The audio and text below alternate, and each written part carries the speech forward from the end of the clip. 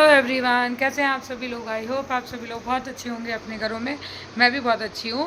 तो आज मैं आप लोगों के लिए लेकर आई हूँ अपना ब्लॉग, जिसमें मैं आपको ये बताऊँगी कि हम लोग किस तरीके की फंडिंग करते हैं, किन लोगों को करते हैं और कैसे कैसे करते हैं। तो सबसे पहला पॉइंट ये है कि हम जो भी जो भी बड़ी कंपनीज होती हैं तो उनको हम लोग equity funding, HNI funding, IPO funding इस सब में हेल्प करते हैं, जिससे कि वो कंपनी और बड़े स्केल पे काम कर पाए। लेकिन हमारी फर्स्ट प्रायोरिटी रहती है बैंक से फंडिंग करने का।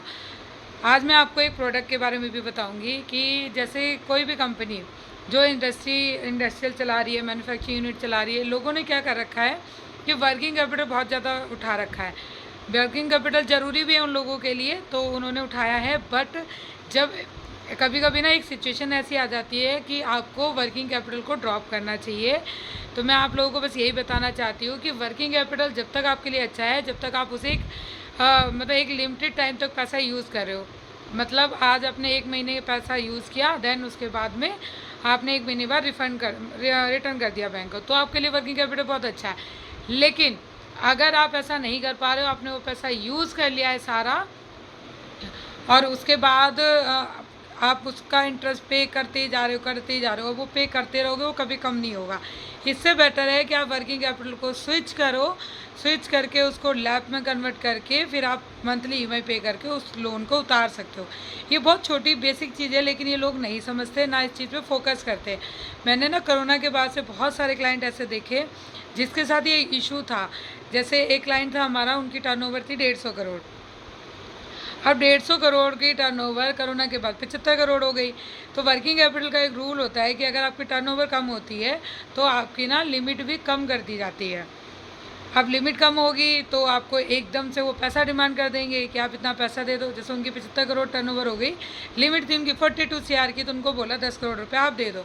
अब 10 करोड़ रुपए अचानक से कहाँ से कोई भी क्लाइंट कैसे पे करेगा, नहीं कर सकता। तो बैंक मैनेजर ने उनको राय दी कि आप एक काम करिए, जो वर्किंग कैपिटल की एक फॉर्म है उसमें ना 10 करोड़ उन्होंने टर्म लोन में दिया हुआ था, तो उसकी 10 लाख EMI जाती थी।